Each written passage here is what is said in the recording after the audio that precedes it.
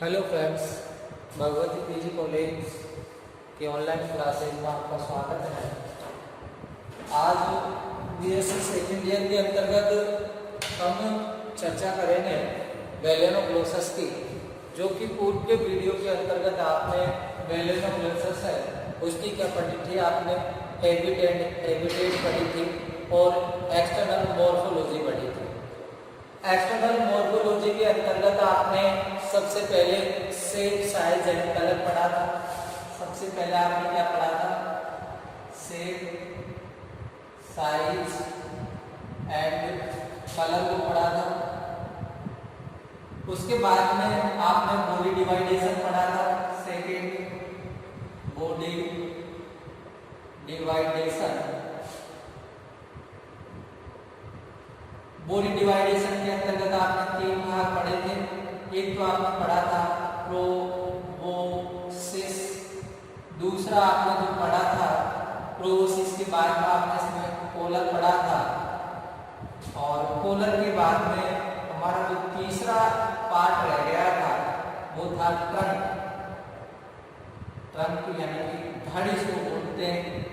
ये मध्य काय होता है और ये माउथ को ढके रहता है, छोटा मोटा एवं पेशी होता है। और प्रोबोसिस इसको हम क्या बोलते थे? सुंड, जो कि क्या है, अगला भाग होता था। ये भी छोटा मोटा एवं कैसा होता था? पेशीय होता था। अब आज हम जो चर्चा करने वाले हैं वो यहाँ से करेंगे ट्रंक यानी कि धड़ से। तो ट्रंक या धड़ के बारे में हम देखते हैं कि इसके ट्रंक एवं धड़ है वो एक तो क्या है, शरीर का लंबा भाग है। भाई ट्रंक एवं धड़ के बारे में आपको बता देता हूं। सेकेंड यानी कि थर्ड था अपना ट्रंक, इसको बोला जाता है धड़। ट्रंक या धड़ वेलेनोग्लोसस का शरीर का सबसे लंबा भाग है। शरीर का सबसे लंबा भाग है, यानी कि ये वेलेनोग्लोसस का अधिकतर शरीर को बनाता है। जैसे वेलेनोग्लोसस का आपने इस प्रकार से ये डायग्राम देखा होगा, ये कोलर पार्ट था, ये और ये कौन सा था? प्रोबोसिस, ये कोलर, और इसके बाद में ये इस प्रकार से जो स्ट्रक्चर आपको बनाई थी ये था उसके अंतर्गत ट्रंक। ये इस प्रकार से करके आपको बनाई थी।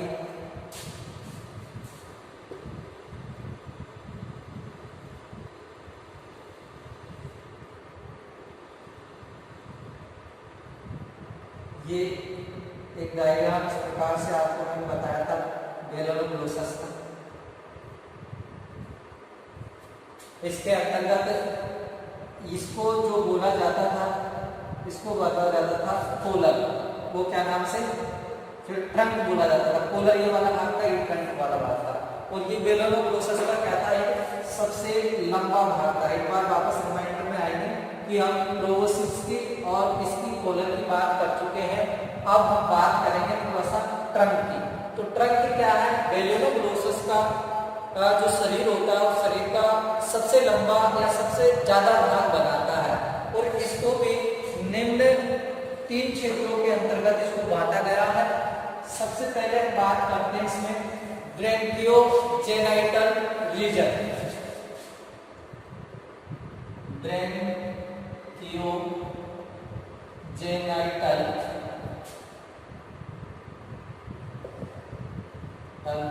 रीजन यानी कि ये एक क्लोम जनद या क्लोम जनद क्षेत्र होता है। क्लोम जनद क्षेत्र होता है। ब्रैंकियोजेनाइटल रीजन क्लोम जनद क्षेत्र होता है। और इस क्षेत्र की अगर हम बात करते हैं तो ये क्या है भाई? धड़ का एक तो अग्रभाग होता है। इसमें क्या होता है? ये जो धड़ है, धड़ का अग्रभाग होता है, अग्रभाग होता है। ये यहाँ पर जो पाया जाएगा, ये वाला जो क्षेत्र होगा, इसको बोला जाता है ब्रैंकियोजेनाइटल रीजन। ब्रेंकियोजेनाइटल रीजन। इस क्षेत्र को हम ब्रेंकियोजेनाइटल रीजन के नाम से जानते हैं। तो ये धड़ का क्या होता है, अग्रभाग होता है। इसकी जो पृष्ठ सतह होती है उस पृष्ठ सतह पर मिड डोर्सल रिजे पाई जाती है, और जो अधर सतह होती है उस अधर सतह पर मिड वेंट्रल रिजे इसके अंतर्गत पाई जाती है। मिड वेंट्रल रिजे होती है वो इसके अंतर्गत पाई जाती है। मिड वेंट्रल रिजे होती है वो इसके अंतर्गत क्या है, पाई जाती है। और अगर हम बात करते हैं तो पृष्ठ सतह पर जो रिजे होते हैं उनके दोनों ओर एक जोड़ी बड़े आकार के जेनाइटल और पाए जाते हैं। इसकी जो पृष्ठ सतह होती है उस पृष्ठ सतह पर जेनाइटल विंग पाए जाते हैं, जेनाइटल विंग पाए जाते हैं। इसकी जो पृष्ठ सतह है और उस पृष्ठ सतह के भी क्या है, मिड डोर्सल रिज, इसके दोनों ओर क्या पाए जाते हैं भाई, जेनाइटल विंग पाए जाते हैं। और ये जो जेनाइटल विंग होते हैं इन पर जनन उपस्थित होते हैं। इन पर क्या है, जेनाइटल विंग पर, जेनाइटल विंग पर जनन उपस्थित होते हैं। और इन जननों में क्या होते हैं, जनन छिद्र होते हैं जो कि बाहर खुलते हैं। जेनाइटल विंग पर जनन उपस्थित होते हैं, जनन पर जनन छिद्र पाए जाते हैं। जनन पर जनन छिद्र पाए जाते हैं जो शरीर से बाहर खुलते हैं, जो शरीर से बाहर खुलते हैं। साथ ही ये क्या है, अति सूक्ष्म होते हैं, अति सूक्ष्म होते हैं। इन्हें नग्न आंखों से नहीं देखा जा सकता। जो नग्न आंखें होती है उनसे हम इसको देख नहीं सकते, किनको, जनद को।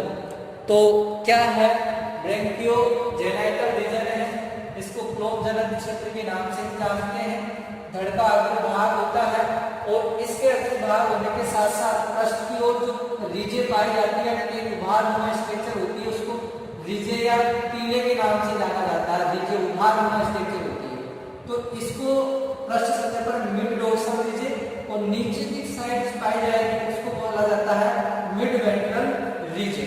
तो दोनों सतह पर ये क्या है, रीजे यानी कि टीले उभारनुमा संरचना पाई जाती है।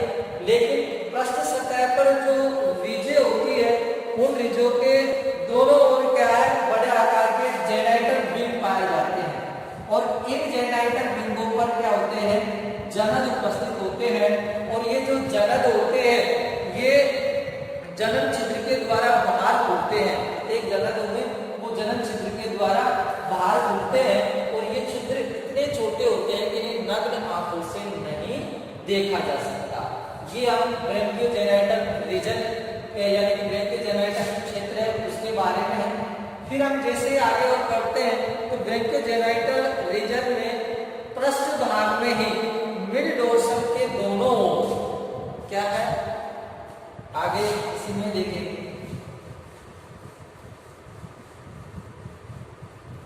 ब्रेंकियोजेनाइटल रीजन के पृष्ठ भाग में, ब्रेंकियोजेनाइटल रीजन के पृष्ठ भाग में, ब्रेंकियोजेनाइटल रीजन के पृष्ठ भाग में कौन, मिड डोर्सल रीजे, मिड डोर्सल जो रीजे है इस रीजे के दोनों ओर असंख्य संख्या में गिल पोर पाए जाते हैं। गिल छिद्र पाए जाते हैं, गिल पोर पाए जाते हैं। और वो गिल पोरों की जो संख्या है उम्र बढ़ने के साथ साथ बढ़ती जाती है। उम्र बढ़ने पर इनकी जो संख्या है वो संख्या बढ़ती जाती है, बढ़ती जाती है। ये इसकी विशेषता होती है कि जो ब्रैंकियोजेनाइटल रीजन होता है इस क्षेत्र के अंतर्गत क्या है, मिड डोर्सल रिज और वेंट्रल डोर्सल रिज पाई जाती है। उस मिड और डोर्सल जो रिज होती है उस पर दोनों ओर जेनाइटल रिंग पाए जाते हैं। जेनाइटल रिंग में जनन उपस्थित होते हैं। जनद छिद्रों के द्वारा क्या बाहर ओपन होते हैं और वो छोटे होते हैं, नग्न आंखों से देखा नहीं जा सकता। फिर उसके बाद में ब्रैंकियोजेनाइटल रीजन के पृष्ठ भाग पर ही क्या पाए जाते हैं, गिल पोर पाए जाते हैं। इनकी संख्या असंख्य होती है और उम्र बढ़ने के साथ साथ इनकी संख्या ये बढ़ती जाती है। इतना हमको इसमें लिखना है, ब्रैंकियोजेनाइटल रीजन के अंतर्गत लिखना है। अब हमारा जो सेकंड इसका पार्ट आता है वो पार्ट कौन सा है, उस पार्ट को देखेंगे हम। उस पार्ट का नाम है हिपेटिक रीजन। सेकंड जो आता है उसका नाम है हिपेटिक रीजन। ये वाला जो क्षेत्र होता है इसको हम बोलते हैं हिपेटिक रीजन। इस हिपेटिक रीजन की विशेषता क्या है, एक तो ये ट्रंक है, उस ट्रंक का क्या है, ट्रंक का मध्य भाग होता है, मध्य भाग होता है। ये आपको एक ये विशेषता इसके अंतर्गत ध्यान रखनी है।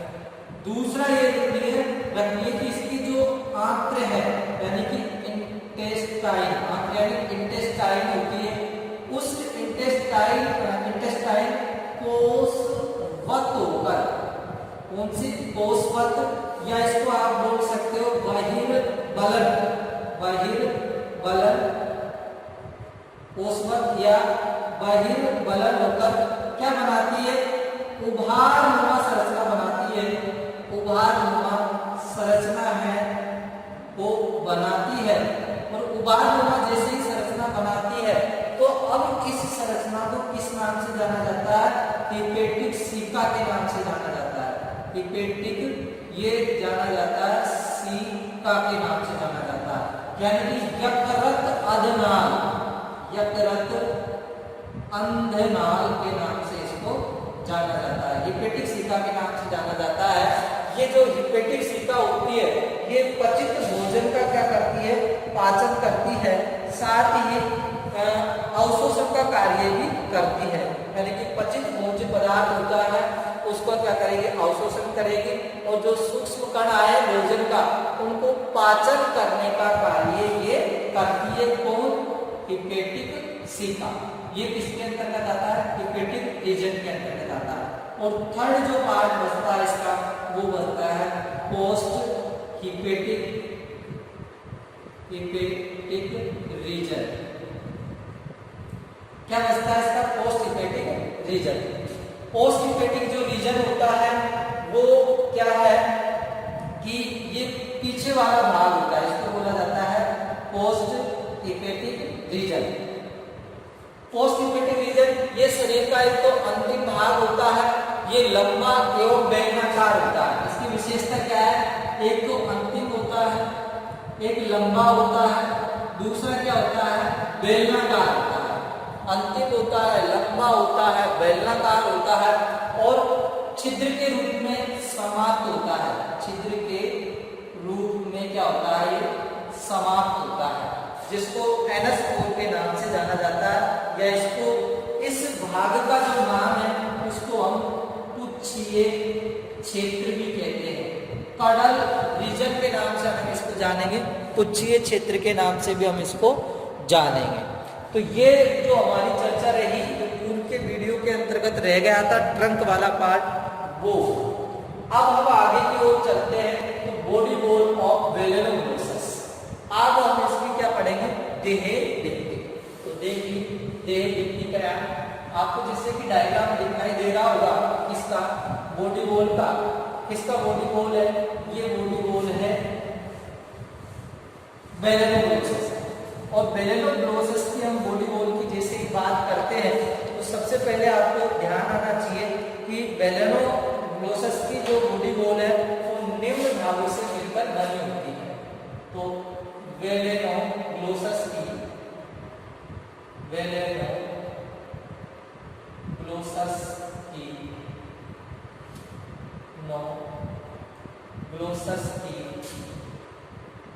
बॉडी वॉल निम्न भागों से मिलकर बनी होती है। निम्न भागों से मिलकर बनी होती है। तो सबसे पहला जो इसका भाग होता है वो होता है एपिडर्मिस लेयर।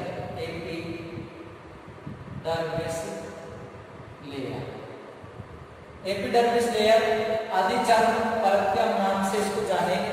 और ये एपिडर्मिस जो लेयर होता है ये संपूर्ण देह भित्ति द्वारा निर्मित होता है, यानी कि जो संपूर्ण देह भित्ति है वो एपिडर्मिस द्वारा निर्मित होती है।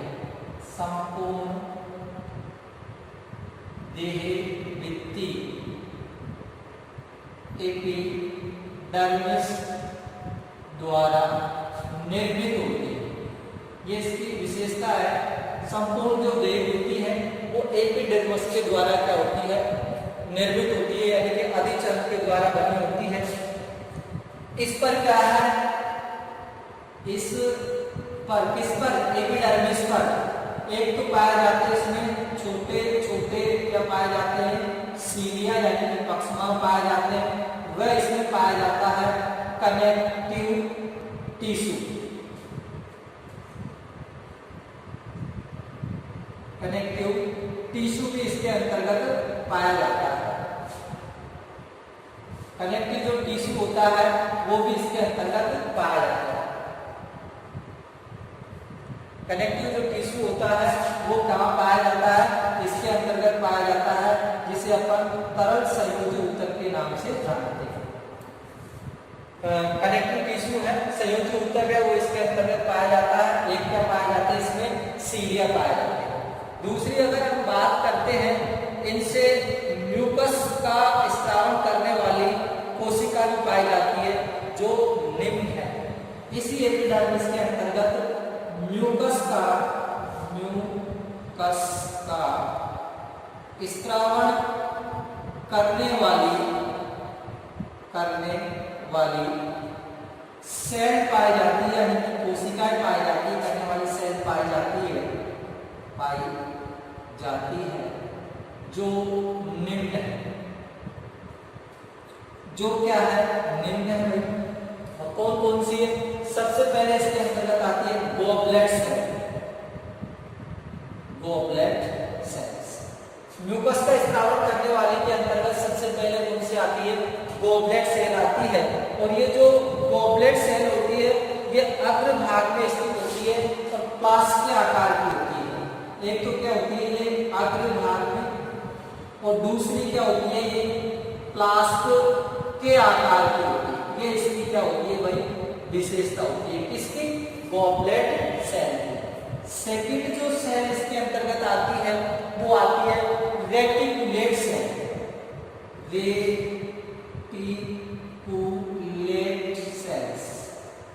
रेटिकुलेट जो सेल्स होती है ये कोशिकाओं के कोशिका द्रव्य में अनेक रिक्तिकाएं बनने से, यानी कि इनके कोशिका द्रव्य में अनेक रिक्तिकाएं बनने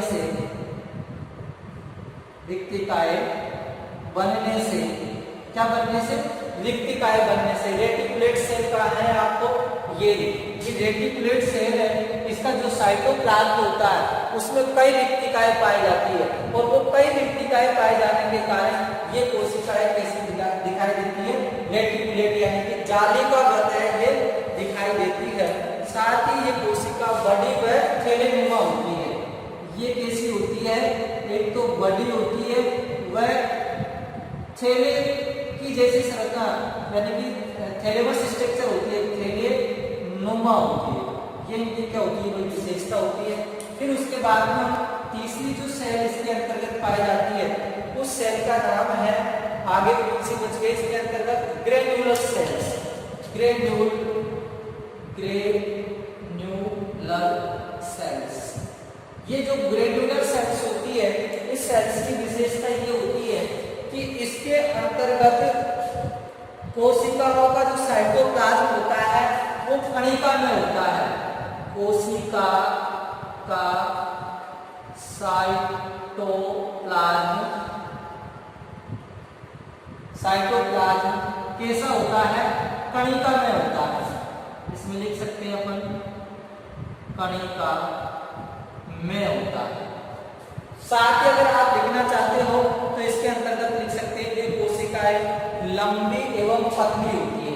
ये जो कोशिकाएं होती है ये कैसी होती है? तो बेटा लंबी होती है, साथ ही ये पतली होती है। इनके द्वारा म्यूकस व एमाइलेज का क्या होता है? स्त्रावण होता है। ये इसके अंतर्गत अपनी विशेषता है वो लिख सकते हैं ग्रेन्युलर सेल्स के अंतर्गत। फिर अगर हम बात करते हैं इसमें तो सेकंड जो हमारा आगे आता है इसके अंतर्गत तो वो आएगा उपरोक्त तीनों प्रकार की सेल के अलावा भी। इसमें लिख सकते हो आप उपरोक्त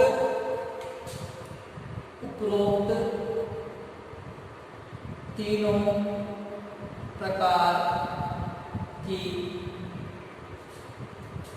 सेल्स के अतिरिक्त अनेक स्तंभाकार कोशिकाएं पाई जाती हैं। अनेक स्तंभाकार सेल्स पाई जाती है। अनेक स्तंभाकार जो सेल्स होती है वो पाई जाती है और सभी प्रकार की सेल का जो अंतिम सिरा होता है इसी में लिख सकते हैं नेक्स्ट आएंगे सभी सेल्स का अंतिम सिरा नर्व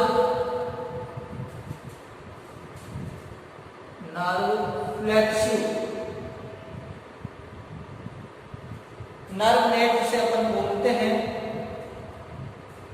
फ्लेक्सू से जुड़ा होता है। उसके बाद में अगर हम देखते हैं तो नर्व नेट के बाद में इसमें एक क्या पाई जाती है? बेसमेंट लेयर पाई जाती है। एक फिर इसमें नेक्स्ट लिखेंगे हम बेसमेंट लेयर पाई जाती है जो एपिडर्मिस को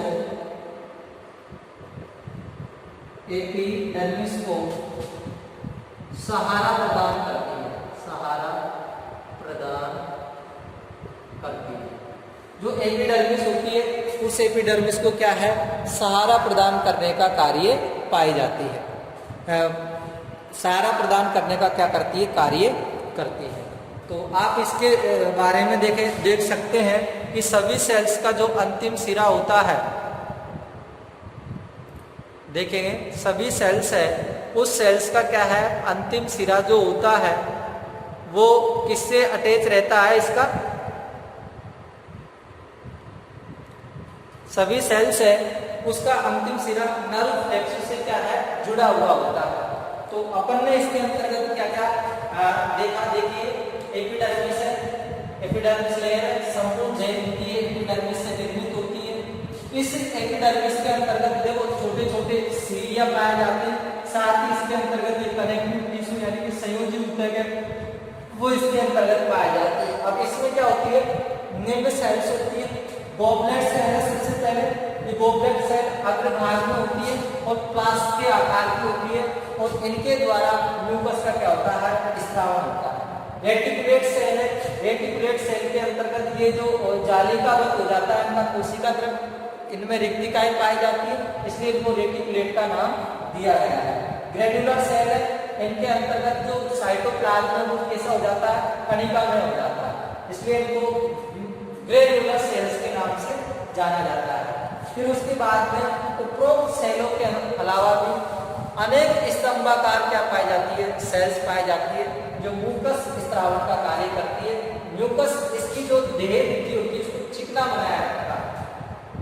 साथ ही इसके अंतर्गत सभी सेल्स का जो अंतिम सिरा होता है, ये देखो इन सेल्स का जो अंतिम सिरा होता है एक नर्व जाल से ये नर्व फ्लेक्सुला नर्व जाल से जुड़ा होता है। इस नर्व जाल के नीचे क्या पाई जाती है, एक बेसमेंट मेम्ब्रेन पाई जाती है, और ये बेसमेंट मेम्ब्रेन होती है जो ये एपिडर्मिस जो लेयर होती है, इस एपिडर्मिस लेयर को क्या करती है, सहारा प्रदान करने का कार्य करती है।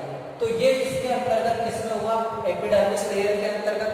सेकंड जो हमारा इसके अंतर्गत आता है वो आता है मस्कुलर लेयर।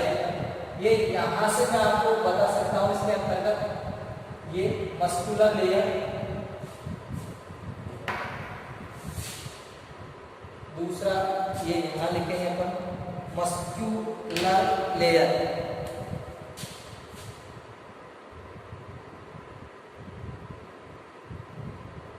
मस्कुलर लेयर, ये जो मस्कुलर लेयर होता है ये एपिडर्मिस परत के नीचे पाया जाता है। मस्कुलर लेयर होगा जो एपिडर्मिस के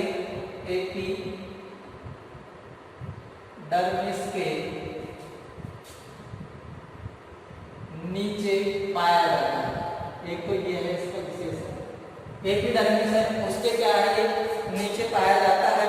साथ ही इसके आगे के और विशेषता लिखेंगे, ये अधिकांश लंबवत प्रकार का होता है। ये अधिकांश क्या होता है, लंबवत प्रकार का होता है। लेकिन जो पोलर क्षेत्र होता है इसका, कौन सा, एक तो पोलर क्षेत्र है और एक कोविक्स रीजन है। पोलर व कोवोसिस में ये कैसी पाई जाती है, एक तो लंबवत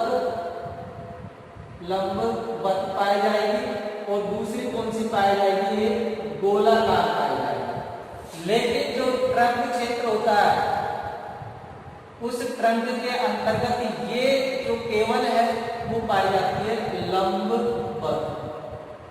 लंबवत पाई जाती है। वहां पर ये क्या है, गोलाकार नहीं होती है। फिर इसके बाद में इसमें जो होता है पेरिटोनियम लेयर होता है। थर्ड कौन सा है, पेरिटोनियम लेयर, जो इसके होता है मस्कुलर लेयर के नीचे पाया जाता है, जो स्केलेटन वगैरह है उससे क्या होता है वो जुड़ा होता है। तो अपन ने इसके अंतर्गत बॉडी बोन और बॉडी बोन के एक परत एपिडर्मिस लेयर, मस्कुलर लेयर और एक होता है पेरिटोनियम लेयर। एपिडर्मिस जो लेयर है उसके अंतर्गत कई सेल्स हमने पढ़ी थी, कौन कौन सी सेल, गॉबलेट, रेटिकुलेट, ग्रैनुलर। ये के जैसे नाम होते हैं वैसे इनके क्या है, आकार एवं कार्य इनके होते हैं। इनके अलावा भी कई स्तंभाकार सेल्स इसमें पाई जाती है। तो ये बेलोनोप्रोसेस का क्या हुआ भाई, बॉडी बोन हुआ। अब आगे हम बेलोनोप्रोसेस है उसके आगे के जो टॉपिक है उनको हम पढ़ेंगे, और वो हम कौन से में पढ़ेंगे, अगले वीडियो के अंतर्गत पढ़ेंगे।